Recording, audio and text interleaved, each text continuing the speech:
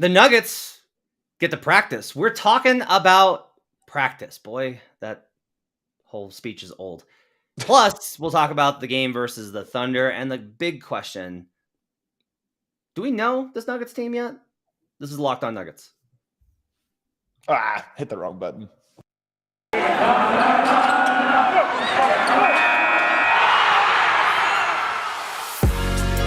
You are Locked On Nuggets, your daily Denver Nuggets podcast. Part of the Locked On Podcast Network, your team every day. Hey, everybody. Welcome into Locked On Nuggets, your daily Denver Nuggets podcast, part of the Locked On Network, your team every day. Today's episode is brought to you by LinkedIn. LinkedIn Jobs help. Oh, no, Matt must have unplugged himself. Brought to you by LinkedIn, apparently. Are you coming back? Is he coming back? By PrizePicks. First-time users can receive a 100% instant deposit match up to $100 with promo code LOCKEDON. We're also brought to you by BetOnline. BetOnline has you covered this season with more props, odds, and lines than ever before. BetOnline, where the game starts.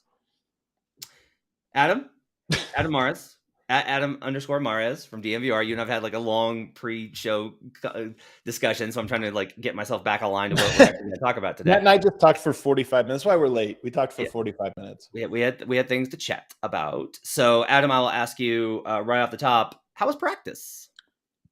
Practice was not too eventful, I would say. It was good. I think Malone has taken a little bit more of a serious tone in these practices. We talked about how lighthearted he'd been, confident, all through training camp. Coming off of a loss and having to sit on it for 3 days, I think sours a coach's mood. I wonder, it'd be interesting to kind of see what it's like when you can have the same record. You're 4-3, but you're coming off of a win and you get 3 days off, or you're coming off a loss and you get 3 days off. And I think most coaches coming on a loss are just miserable. It just ruins their mood that they have to sit on that for 3 days. Yeah, you got nothing to do but rewatch that last game and try and focus in on it. And, I think I'll say this, part of this is, so they reinstituted shoot around. And to me, that's indicative that was a telling note, right? I want to give some background on this before we talk about what they talked about at practice. So for years, Malone would follow the same routine most coaches did, which is you do shoot around and you do media after shoot around, and then you do game day, and then you practice every day. And pretty much when they started getting good, and I think Millsap probably had something to do with this, is my inclination, is that Millsap was one of the veterans that was like, if we win, can we have the damn day off? And that started with practice. And then it was, okay, if we win, I think Malone took it a step further and was like, look, if you keep winning, you don't have to do shoot around. And so that was the model was and then it just became normalized because they were winning so much that even if they lost one, it was well, it's fine. But now it seems because there's new guys and they need the continuity and they're trying to establish a more disciplined culture, because I do think that the team very much did kind of roll into the season with very much we're going to be awesome. This is going to be great. And Malone's okay, yeah, but we actually have to get there. We actually have to be great before we're great. And so now we're back to shoot arounds and practices and stuff like that. So I think that's probably part of it. And you can argue whether that's good or not. I would tell you that if the Nuggets want that to change, that is on the Nuggets for their effort level, especially on the defensive end, right? I agree with you, but I think that the bigger point was the one you made at first, which is there's just a lot of new guys. I've highlighted some of the plays where guys have either fallen asleep or haven't executed it rightly, the timing, everything else. So I have a feeling it's just, hey, it's early season. We got a lot of new pieces and we need the extra reps of, in shoot around, typically you're going to go over the key plays you're going to run in key scenarios. So it'd be all right, out of timeouts, we're going to open the game with this. This is a play we want to work on in case we get in late game situation. And I'm guessing that when you have a veteran team with Paul Millsap and continuity and guys have been around, they know the plays. You can call it in a timeout, draw it up. Everybody's okay, we've ran this for years. We know what it is. When you have a bunch of new guys, you might have to, hey, don't forget, this is one of our key plays for a close fourth quarter. So we'll go to it. Jokic talked about things being, the regular season being boring and how he's learned to love the routines. Good for him for being honest is my takeaway from that. He said something similar to this one time before, and I actually do think it's very profound, Matt. I know it's weird. It's a simple little quote. I think everybody wonders, and this is true of life, you and I do jobs that we love, but to be great at this, it's not just to like, well, when you're feeling like it, right. Feel like when you're inspired, right. Or create, you have to have like an appreciation for the discipline of it and of like, nope, you just have to keep moving. You have to have a routine. You have to be doing things. Otherwise, some days you're going to wake up not feeling it and not do anything. So I think that was kind of what he's getting at. He plays basketball. And I think some people would say, that's crazy. How do you not like it? They play so many games that you have to just be like fall in love with the routine. And I think that's one of the things that has made Jokic successful. And when we're evaluating players in the draft, I always think about those types of things matter. In my opinion, I would be interested to ask like coaches and stuff this, but those things matter as much as the talent and skill that you're evaluating. It's, do these guys seem to have the discipline to be able to do this every day for year after year after year? Yeah, and Jokic talked about like finding joy in the routines, and I think I kind of link that back to what players have said about Team USA, which is the experiences with Team USA are always eye-opening, not from just being around great players, but seeing how hard they work, like Right. seeing the preparation that they go through.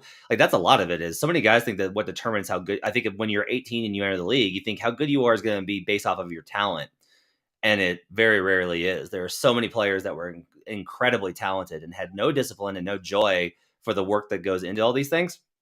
And like, here's a good example of like me being very relatable to NBA players. So like one of the things that I've really started doing is trying to prep for podcasts, because I used to just be like you can put me, I think it's pretty evident from the show, you throw me on and ask me a question about the NBA and I can go. And I used to think that was a real strength, but I just noticed that if I prep, the shows are better. Like the more preparation that I do, the more work that I do into structuring things, the better those podcasts are. And that's what's important, is making it the best for the listener, because we care so much about you. Please give us 5-star reviews. What else did you kind of learn from practice? Bones Highland was back immediately. So he had that hip thing, kept him out of the game. A little mysterious because there was no indication that was going to happen. So you wonder, is this going to be a thing that lingers? Michael Malone said he was the best player in practice on Tuesday, and then was full go again on Wednesday. So I expect that that's nothing. I mean, it's a little weird, but I suspect that that is like a non-issue going forward. It's not a thing that'll linger, and I think that was key. Ish Smith, on the other hand, was restricted in practices, so he may or may not be able to go. But if Bones is going, he probably wasn't going to play anyway. Yeah, I think there's a lot to kind of look at, and we'll talk about this in the second segment a little bit as far as Bones goes. But yeah, I mean, look, they very clearly missed both of those guys. I think Ish was bad before the injury, but I think even factoring that, like just having Bones, and not just Bones, but having Ish even would have helped. But going forward, look, Ish is not in the rotation right now, and that's okay. They have a rotation and it's worked, and they'll be all right on that front. But it's at least good to hear that Bones isn't going to have ongoing issues. Hopefully KCP hip, right? Yeah, it was hip. Like I hear that and I think Wilson Chandler, oh God, but no, it sounds like it was a complete non-issue going forward. Another interesting note you might like though, Matt, Jokic, you know how he is. He almost purposefully is withholding sometimes when you ask him about chemistry with teammates or this or that. But he did say he felt like his chemistry with Michael Porter has been improving, like this season already, which I thought was very noteworthy. that's actually really notable, because you're right. The two things I think for him, he's really tired of this. A good indicator of where Jokic's mood is at is actually through the media. I think body language on the court is the biggest one. But like the other day, Vinny asked him about the turnovers for the starting unit, and he was like, "Look, that's who we are, man. We turn the ball over. That's our identity, right?" And it was like a funny answer, but it was also curt in terms. Yeah. Oh, and like, I think it was revealing. Yeah. and like my read on it was, it's a very much about, like, to me that reads as the same as like somebody being like, same stuff, different year. Like every year I have to answer, every time I have to answer the same chemistry and turnovers and defense and these types of things. And I understand it from the perspective of, if you're, I'll admit to this. If I'm asking a question, I've really thought about it and I want an answer, and it's about like my search for a specific angle on something, versus for Jokic, it's about him experiencing the same questions on the same subject 100 different ways over and over and over again. And like this, to me, this is just kind of revealing on where Jokic is at, which is just like, he's here, he's doing his job, he's still a great player, he's going to be a great player, but there's not going to be a lot of enthusiasm.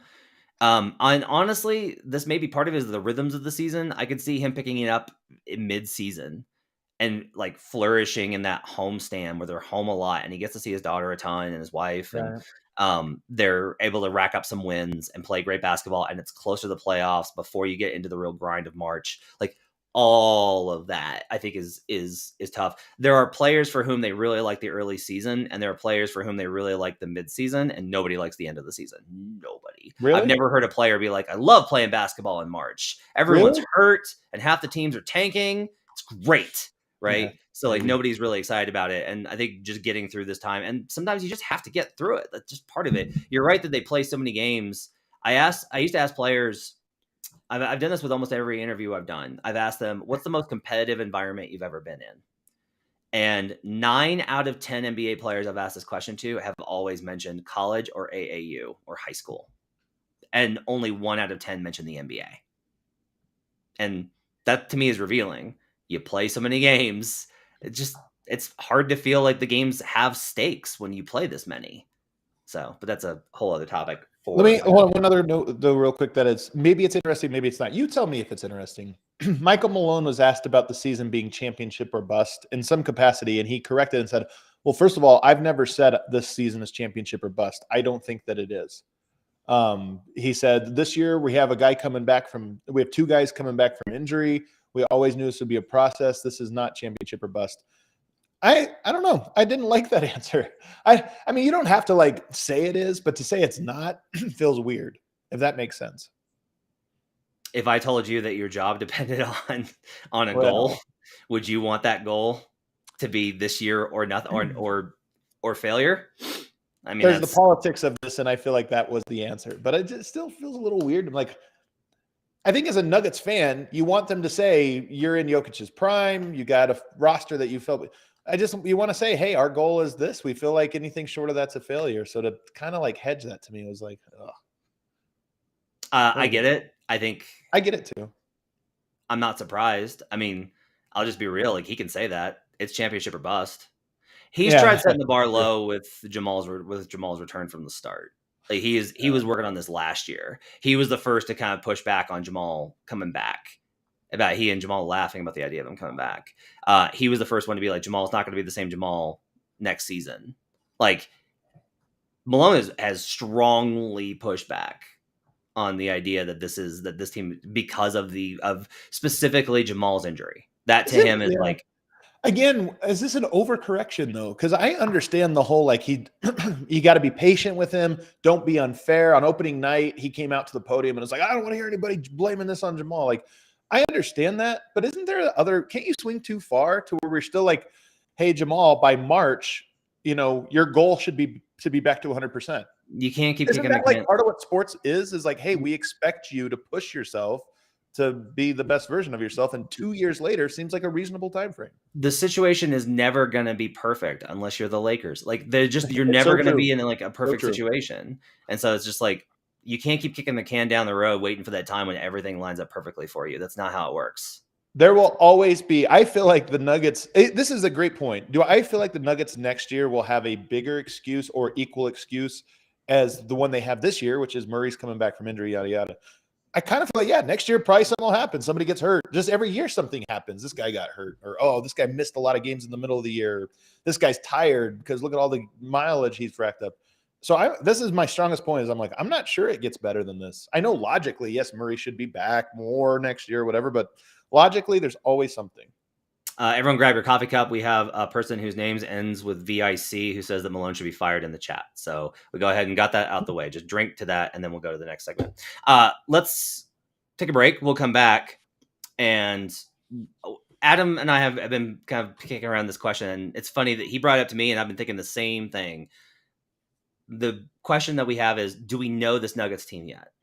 We'll talk about that when we come back on Locked On Nuggets. But first, I want to tell you about BetOnline. BetOnline is your #1 source for betting football and the start of the new basketball season. Find all of the latest player developments, team matchups, news, podcasts, and in-depth analysis on every game.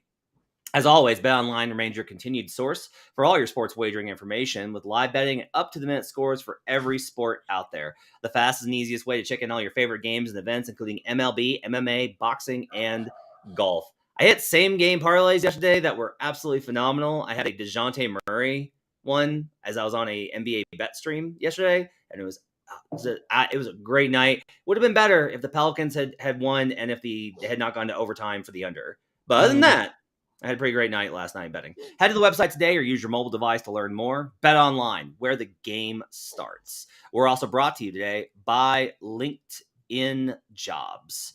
These days, every new potential hire can feel like a high-stakes wager for your small business. You want to be 100% certain that you have access to the best qualified candidates available, unless you're the Nets, in which case you just do what Kevin Durant says. That's why you have to check out LinkedIn Jobs. LinkedIn Jobs helps find the right people for your team faster and for free.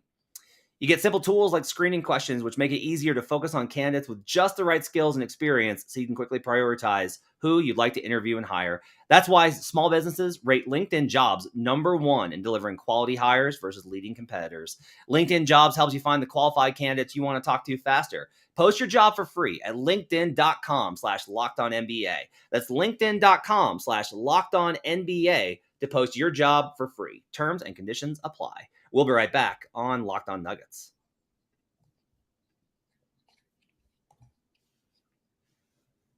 Back here on Locked On Nuggets. Thanks for joining us and making us part of your day and your first listen every day. Appreciate you doing that. Make your second listen Locked On Sports today. All the biggest stories in sports available in your ears. Put the hat back on because everyone liked the hat. That's an awesome hat, and I wish I had it.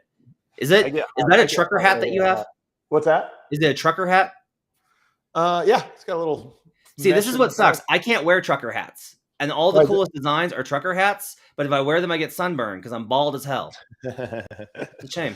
I got a question for you. You might know this off the top of your head.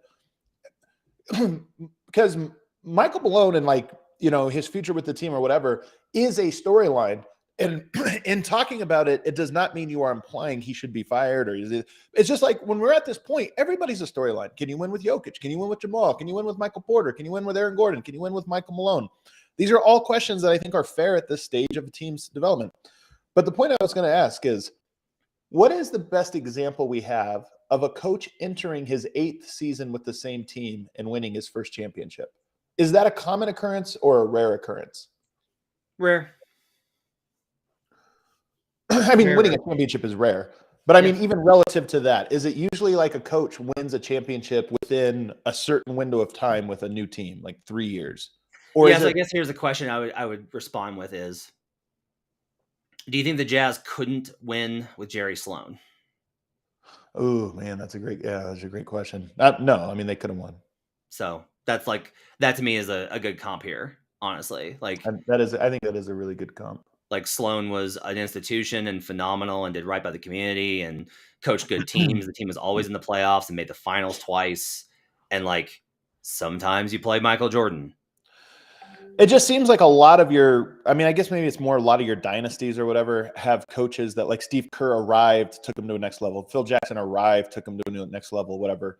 Mm-hmm. And I'm just trying to think of the precedent. Like Spoelstra was in with the Heat for a while. But it wasn't that long. It was like 3 years. Yeah. And then won. I'm just trying to think of an 8th year. Rick Carlisle. Rick Carlisle's a great one. Yep, you're right. And Dallas is a good facsimile for Denver in a lot of ways. So that's a good one. Yeah, I mean, again, but it's rare. But part of this, I think, is I think it's a wrong way of looking at it. And what I mean by that is, well, no, but what I mean by that, if you're trying to draw a straight line conclusion, sure. Of course. Yeah, no. What I mean by that, here's what I'm trying to say. I think that there's actually an intervening variable, which is the new coach brings a new energy, and that lifts players. It's not what it gets made out to be is like, well, the other guy couldn't get it done, but this one did, and instead it's like, no, it changed the energy, and that shifted things, and things came together for them. Because there have been a lot of teams where they fired the not legendary, Malone's not there yet, the long-term successful head coach, and hired a new guy and got worse. Oh, yeah, of course, yeah. And a really good example of that, Brian Shaw. So there's the last time the Nuggets did this, for sure. Again, the only reason I bring it up is it's just rare. Honestly, Malone's kind of how many coaches have been around longer than Michael Malone? Do you know the number? Because 8 years is kind of a long time. That's a long tenure in the NBA. It's a really long tenure. And I always go back to the Larry Bird quote about how no coach players stop listening to a coach after X amount of time. I think he said 3 years or something. 8 years is a long time. And I just think it is. I do wonder if that's part of the equation. Now, the flip side of this is Everyone takes their cue from the team's best player, and I think Jokic is he sets a tone of like, yeah, we're not going there. He's our coach, so I don't think there's, and I don't observe any man, it seems like the team's tuning out Michael Malone. I don't observe any of that. I just think it's people I think it's unfair to bring up certain context and say this. I know I made it to Reddit yesterday or 2 days ago or something like that. I didn't even know. Somebody had to tweet at me like, Adam, you caused a shitstorm. And I was like, oh my God. Because I said something about, hey, there's an awful lot of ex-Nuggets players who we all thought were not good, who are now actually having a little bit of a breakout. I said this twice. I don't know what that means. It doesn't mean, Malone is bad at developing players or this or that. There's so many examples of guys that didn't. Trey Lyles, Tyler Lytle, guys that didn't, Emmanuel Mudiay that were terrible afterwards. Maybe it's just variance. But there's this thing where if you are providing context to something, people immediately jump to the logical or the illogical conclusion of, oh, you want Michael Malone fired. I'm just saying, guys, this is part of the context of a team in year 8 of a championship build. There's natural questions to ask. Is the coach right? Look, I am captain number 1 of defending Malone, and I've said from the very start that it's like they got to make Western Conference Finals Game 6 competitive series. Like, if they lose in the second round, I think you got to move on. If you lose in the first round, I think you got to move on. If Joker gets hurt, that's an intervening variable. But if they have a normal season and if you get to the Western Conference Finals and you get swept, I think you got to move on. It's just the natural thing of this point is that the pressure gets put on every single person. If the Nuggets don't win this year, you know who the pressure will be most on? It's going to be on Jokic. Like if the Nuggets flame out this year in the playoffs, the Jokic conversation is going to get very toxic. Not like amongst us. I'm saying it, but all the people who hate Jokic will get to be a little bit louder about it. And that's just the natural way that things go for a team, man. He's 27. He'll be 28 next season. And look, a lot of smart people that I don't agree with on a lot of things, but I can admit that they're smart. They've always questioned Malone. Like there's always been but I don't really find him all that, very few people that I talk to are like, yeah, he's like a great coach. I think for me, it's always been like, you look at the whole body of work, and that's difficult. People want to look at out of bounds plays, timeouts, and rotations. Yeah. That's what people want to focus in on. It's so much bigger than that. And that's just not the right way to look at it. You can be, because I'll tell you, I know a lot of great X's and O's dudes. Honestly, James Borrego, his X's and O's were great. Locker room was a disaster. Right. So, let's get to the central question for this segment, which is, do we know this Denver Nuggets team? The reason it's fascinating to me that you want to kind of talk about this is that I was thinking yesterday that the number one question that I want to ask, and I couldn't make it a practice, which was upsetting, is I have no idea what the bench's identity is. None. I have no idea. I don't know what they want to do. Do you think there's an excuse for this? And that is that I think the bench has been different in every single game so far this year. Mm-hmm. Yeah. I think the problem I've kind of thought this continuously. It's why I keep bringing up like guys like Kelly Olynyk and dudes of that nature, where it's like, I wish that they had a great DHO center. And what I mean by that is a guy that can run, like anybody can stand and hand the ball to a guard coming around a screen, but guys that can make that read, fake it, and then do the pass, like those to me are important elements, because it would replicate the way that they play with the starters with the second unit while keeping rim protection in there, preferably maybe a higher level with more athleticism. I do get back a little bit to, for as many problems as people have with them, the bench was never an abject, nightmarish catastrophe when Mason Plumlee was here. And it's not just because of Mace. The bench was better in general. I can totally admit that. But Mace is a big that can run DHO, pass, has some athleticism, and will try on defense. And like the lack of that replication, I think, is because I knew what the bench was when it was Monte Morris and Mason Plumlee. And for the last 3 seasons, I haven't known what the bench is. Mm. And that, to me, is the biggest problem. I feel like I know the starters. And I feel like I know the starters are going to be what we thought, which is pretty damn good. Like, there's a lot of numbers you can dig into. And watching the film, I did a little bit of this yesterday. There's just a lot to, like, again, the starters, it's honestly like the numbers are good. They're going to be better. That's what I feel like with the starters. And with some combinations of 3 to 4 starters and a bench personnel, I feel like I know that. But when we get into, if Jokic isn't on the floor, let's just put it that way, because that's what I mean. Yeah, I think it's accurate. I think that's accurate. when Joker's not on the floor, who are the Nuggets? And that lack of identity, I think, is holding them back. And that's a question they need to answer over the next 30 games. 100% agree. I think it's probably one of the bigger questions with the Nuggets right now, like the defense, all that stuff. I just feel confident it's going to be a work in progress, that they'll arrive at a very good point. The starters, to your point. The one thing I wonder, we have Michael Porter's last full season that he played 2 years ago. And then early on, short sample size this year, been really good with Jokic off, Porter on. And if it was just this year, I would, it's such a small sample size, who knows? But it actually adds up when you go back 2 years ago to the last time he played. And part of me just wonders if it's rarely as simple as one thing.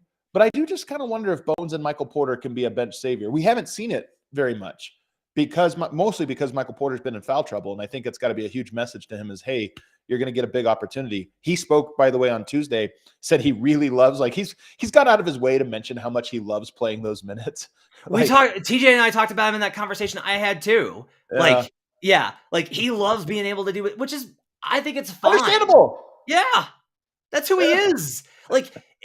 I'm sorry, but when Michael Porter Jr. dreamed of being in the NBA, do you think MPJ dreamed of his role in the NBA being run to the corners so that the 7-foot Serbian passing savant can find you 1 out of 6 times?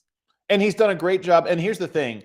I don't have a lot of sympathy for people when there's I don't want to be a hyper efficient, good offense where I'm a piece of a puzzle. I don't have a lot of sympathy for that, but he has bought into that. He has done a very good job of that for 7 games now. So for me, I'm I think that there's going to be an opportunity for him to play more minutes. I think Michael Malone's been here. Just Michael Porter hasn't rewarded him in part because of the foul trouble. But I think that Michael Malone also sees it. And I expect that this next month we'll start to see more and more of that. But the question was, do we know who they are? I don't know that. I just think it. The other thing I'll say is based off of his comments about, he's shown a little bit of frustration with Jamal's minute restriction. Not that he wants to break it, but that it keeps him from doing things he wants to. And I do think this is part of it. You can't put Jamal back in at the start of the second quarter or early second if he's on a minutes restriction. You basically got to keep him into first quarter, end of second. That's where he's got to be Jamal? until yeah. Man, I'm curious about that. It's just such a long rest because he only plays 5-6 minutes. And then if you don't play until 5-6 minutes, it's just a real lifetime. That's 35, 40 minutes of sitting or 30 minutes of sitting. That's kind of and so that's kind of what I'm saying is when he gets back up to speed, an ideal rotation would be he and MPJ play the first 6, then you go to Bruce and Bones to end the quarter. You bridge in the second quarter with Bones and Jamal, and then Bruce comes back in to anchor until Jamal finishes the quarter. There are these mechanisms for them to get to a lineup where they have 2 starters on the floor. There are mechanisms to do that are not available to them right now, which again, we just gotta be real here. If you solve the bench is still, I said it wasn't going to be the worst in history like it was last year. They're still, based off of NBA's I want to say this, very wonky stats on benches. They're the second worst bench in the league. It's got to be better. It's just got to be. It's early. Those samples are nuked by some of the bad stretches that they've had in various games. But all they got to do is stabilize it. And they have the talent to do that, but they don't because Jamal's on a minutes restriction in part. I want to see the data when we get a good enough sample size of not bench, but Bones, MPJ, no Jokic.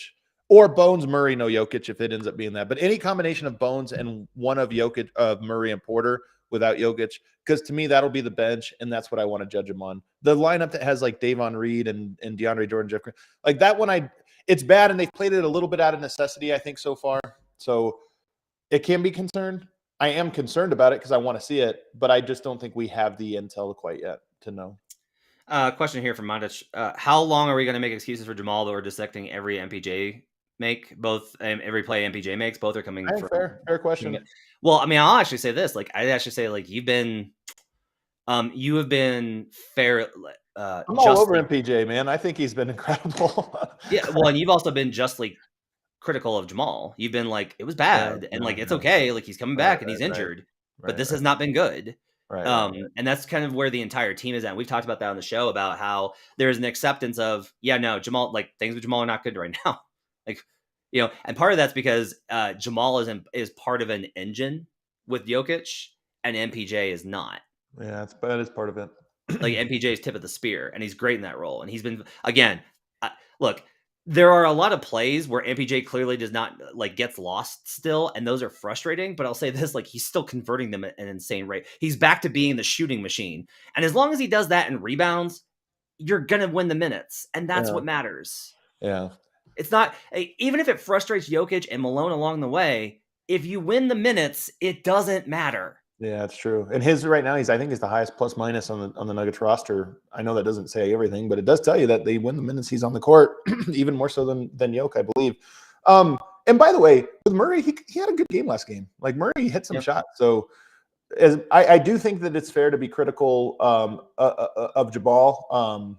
I'm so high on Michael Porter, though. So I don't – sometimes people will be like, Adam, why are you rough? I'm like, I don't know how I could be higher, guys. I've been pumping this guy up all season. This guy's been incredible. But with Murray, I will say, like, it's good I think it's important to say, hey, this guy can be good, especially by March. He should be back. I do think that he's also made progress this year that's been a little sneaky so far. I agree with that. Also, Blanco's got comments in the chat, says Malone's the one who seems unfair to MPJ. Honestly, I'll disagree with that. He hasn't had his minutes cut. He hasn't been benched. He hasn't been pulled. And Malone's gone out of his way to praise him in several games for both his shooting and his defense. Like, Malone went out of his way to praise him for his defense several times. So, like, I agree. I'll push and back he's on playing that. him a lot of minutes, other than when he gets in foul trouble. Yeah. He played him 36 minutes the other day, like, coming off of a surgery. He clearly has a lot of faith in Michael Porter. We talk about the identity. Do we need to solve the Zeke Naji question in terms of, like, that's incorrect. Do the Nuggets need to solve the Zeke Naji question in the next 20 games in terms of, like, does he have to become part of this team based off of various reasons? Does he have to get into the rotation? It's a hard question. It's a tough one. I mean, it was funny. The thing that I said that was placed onto Reddit was actually about Zeke Naji, just saying it's tough because he's not playing and we don't know. Is he going to end up being a Tyler Lydon, where he just goes away, or is he going to end up being, you know, a nerd? That was the whole point of bringing this up. Not that Malone is bad at developing talent. There's context to all of this, and I think there's context to Naji. I think that the person he's most likely to replace in the rotation is Jeff Green, and I just don't see that happening. So I think he's a little bit in a tough spot. Like, if I logically say where should he be playing, is it over DeAndre Jordan? I don't know if I feel that great about it. It's worth a shot, I guess, but. I'm definitely into the idea of splitting Jeff's minutes with Zeke. And I think a lot of this is about, like, what veterans want and what I will say this, talking to some folks in the organization, I think oftentimes that fans attribute every rotation decision to coaches when veterans on a team have a lot more say than you think in terms of, like, I don't find that in my experience, coaches do not have absolute say on these things the way we think that they do. I mean, a coach does have absolute say. There might be consequences for how they handle it. And I think you're hinting at something that might be there. But nonetheless, I mean, but this is part of the hard part about coaching. Is sometimes you have to be able to make the unpopular decisions, even internally for your team, but do them in a way that I will agree with you that, like, ultimately the coach does have the decision in all but one case, and that's the Nets. Also, here's the thing. I don't know. You might play Zeke. This is not one I want to stick my neck out on, because he might play Zeke 5 games in a row and it's a disaster. Like, I don't know. We just haven't seen Zeke enough for me to have strong takes. You want to know something that's, like, the tone around the fan base again, and I think it's like left over from last year. Like, Denver's 4-3. Oh, it's so true. Yeah, it's so true. And I understand it's like, well, you look at who they've played. Look who a lot of teams have played. Right? But Denver, I feel like 4-3 for this record is like it's not that bad or good. It's just kind of like, okay, that's about where they should be. You wish they were 5-2. Yeah. It seems like there's, like, a lot of, like, I don't, if they were 2-5, I get it. So they lost to Portland, who's been beating everyone, and Anthony Simons went off. They lost to Utah, who's been beating everyone, and that was is undefeated at home. And that was the first game of the season, and it was Murray didn't play in the preseason and then walks right into his debut. Like, those two very understandable. You lost to the Lakers, which the Lakers now won 2 in a row. They've kind of figured some things out, and Denver didn't have their two backup point guards at the last minute. Like, to me, I'm not trying to make excuses for it. I just don't think that this is like a C or D start for the Nuggets. It's like a B minus start, B start. Like they need to, like, my thing would be they need to be better. It's been fine. Yeah. That's they need to be better. It's been fine is probably the right way to say this season so far. Let's take a break. We'll come back and we'll talk about the game tonight versus the Thunder, as well as we'll get to some other topics around the NBA when we come back on Locked On Nuggets. Back here on Locked On Nuggets, where I've been informed by the chat comments that I'm going to absolutely love the latest comments from Kyrie Irving. So looking forward to flipping out on that after I get off this call. We should talk. You got something new? Yeah, he's Kyrie just dropped. He said something along the lines of, "I didn't mean to cause any harm. I'm not the one who made the documentary." Good job. We don't have to talk about it. We don't have to. We don't have to. You're right. We don't have to. But I mean, we got asked about the Nash thing though. Zamora wanted us to talk about Primo and Nash. Like the Primo situation it was when they waived him, it was very clear, and it was very clear there were going to be lawsuits. Like that was pretty apparent. And the Primo situation is gross, and we'll see how that. Here's the thing that's interesting to me, and we don't have to talk about this one either because I don't have the requisite knowledge. I'm listening though to Basketball Illuminati, which I one of my favorite podcasts to listen to. And they were talking about how the Spurs are known for, one, being the team that has the best intel on players coming into the draft. That's their reputation. They know they don't get caught off guard with player intel. And number two, that they're the greatest in the organization at scrubbing things, meaning things happen, but it never gets outside the building. They make sure that it's really, really good.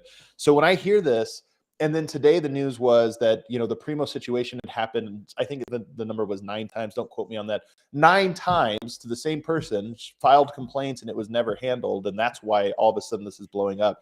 I look at that and I go, that's a bummer, man. That's a bummer. Because I think fans want to believe the Spurs are different.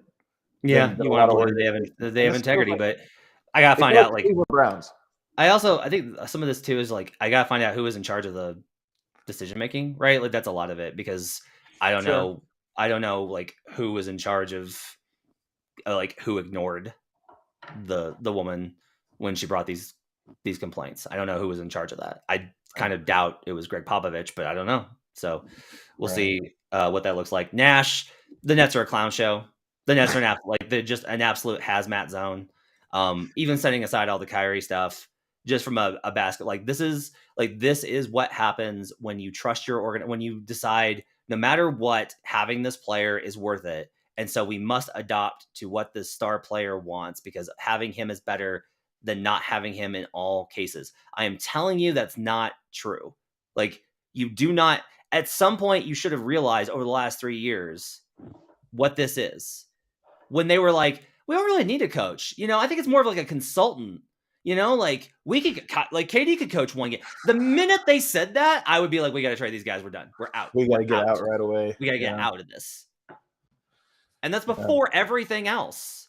So it's just, and I'll say this, my personal opinion. This is my personal opinion. This is not, I don't have this, I don't know the organization close enough. I don't know Sean Marks. My personal opinion is that this is entirely about Kevin Durant and Joe Tsai. I think Sean Marks was a competent, well-established, highly regarded executive, and then Kyrie Irving showed up. What do you want? What Marks keeps getting heat. I don't know how much power he has. I don't know how much say he has. And this is another reason for why, if you're a Nuggets fan, be thankful you have Joker, who's I don't want any part of that. I just want to show up and do my job. I think, but we keep talking about the player empowerment era kind of going up in flame, or not the player empowerment, the super team era. And I wonder, and I don't know if that's true or not. We'll find out. But I will say, we often think about these in terms of do players no longer want it? Do GMs no longer want it?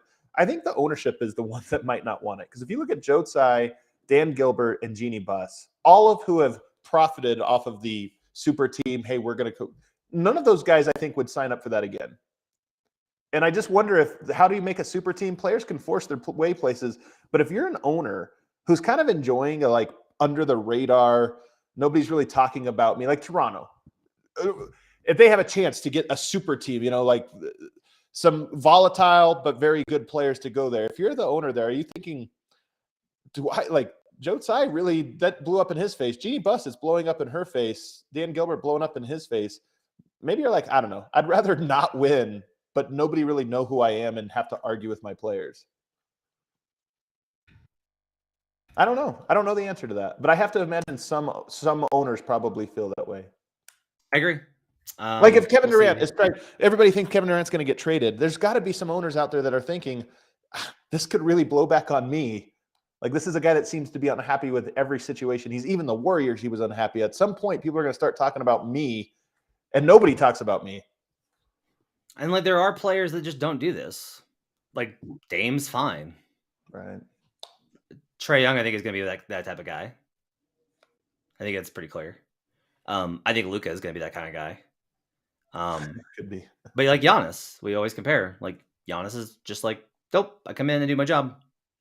That's what I do. Try and play, win for my teammates, play for the city. Game tonight versus the Oklahoma City Thunder. I will go ahead and tell you, I have bet the Thunder +6, and I'm not being contrarian. Michael Malone, since that 2019-20 season, since the bubble run, on the road versus division opponents, he's 9-10 straight up and 8-11 against the spread. If you want to ask, like, why do you care about the spread? Think of it as market expectation. So they're supposed to perform to this degree, and they've underperformed. Do you think they lose tonight, or you just don't think they win big? I think there is a higher probability that they lose than the spread indicates. I won't bet it because I think they win. I think it's another ugly game where everyone's like, well, yeah, they won, but like, why was it so hard? Where everyone's like, why didn't they blow them out? Because it's OKC. But yeah, but OKC's good. They've won 4 in a row. They're good. Yeah. This is the thing about the NBA right now. This will change, to your point earlier, by January when teams, pull the plug. Maybe OKC does, maybe they don't. I don't know. But the NBA is just too deep right now, man. Like OKC is the 23rd best team. They're good. You have to beat them. They don't beat themselves. Lou Dort has been incredible. He's been really good. Like Lou Dort is the name you bring up when you're talking about the Thunder being good. No, I'm just saying, like, the reason I brought him up was because he popped on I was doing the list yesterday of like minimum X minutes, the net ratings. The obvious thing is like Shai Gilgeous-Alexander is a monster. He's incredible. He's great on both ends. He's been amazing. Josh Giddey's been great when he's been healthy. Like they're getting contributions from so many dudes. They've been without Jalen Williams, and that's before we get to Chet Holmgren. Like they're good. I've long been on the Thunder are a professional basketball team and they play as such. And that's why they hang in these games. That's why they win these games is like, especially you can see it early in the season before these teams know what they're doing and before they've locked in and when they're still trying to figure stuff out. That's when the Thunder are like, we know what we're doing. Yeah. Like we know exactly we're prepared. The Thunder are one of the best. That's why the Nuggets compared it to a root canal playing them. So yeah. I mean, Thunder are good. Shai's really good. I do think Denver should win. Like you got to go into these games, but I think I'm with you. I think this is a 55-45 game, and I think it's more likely a close game down the stretch, and we'll see who executes. Let me ask you this, and we're running long on time, but let me ask you this: if they lose, they need to win this game. Really? No, I agree. I think they need to win this game, but I'm asking if they lose. Is it a disaster? No, it's November. Nothing's a disaster. That's my thing. I am just really, and this is my own fault for being involved in the conversation. Like you're better about this than I am. Like you removed yourself. But like I'm exposed to Twitter. I'm exposed to social media. I read Reddit. I read Nuggets Reddit. Shout out Nuggets Reddit. Like I know how people react in these situations. And on national TV in an island spot, if they lose, it just everyone's going to be like, should they, there will be like, there'll be national voices there. Like something's wrong with Denver. Like they're just not right. And it's just like, I'll just tell you, no matter what happens tonight, I'm going to feel like they're going to be fine. Yeah. I mean, I think this is all just part of the process. It would be nice if they won though. Like it would be nice if they won. 7-3 versus 4 is so different. It just true. feels really, really different. That's true. And more than anything, though, let's see the good indicators. I want to see Jamal Murray look good. I want to see Michael Porter look good, and I want to see the bench not be a massive negative. Bones was a -15 in the first OKC game. I want to see them get back to Bones, Christian Brown, MPJ, Jeff Green, DeAndre. Yeah, and then you have Bruce Brown playing mostly with starters. Would be great, I think. I want to see that again. That's going to wrap it up for Locked On Nuggets. Good episode today. Thanks for joining us, everybody. Really appreciate you guys being a part of the show. Make sure to give us those 5-star reviews. If you're just if you listen to this and you haven't done it in a while, just take a second. It takes very little time and it helps us out so much. It's, we're hopefully a part of your life and we appreciate being a part of your life. Help us out a little bit. Make sure to check us out on YouTube. Subscribe, turn on notifications to join the show. Appreciate everyone being in the chat. Check out all of Adam's work at DNVR. Awesome stuff going on there. Check out the pre and post game show. We'll be back tomorrow with a recap of the Thunder game. Thanks for joining us. We'll see you guys again.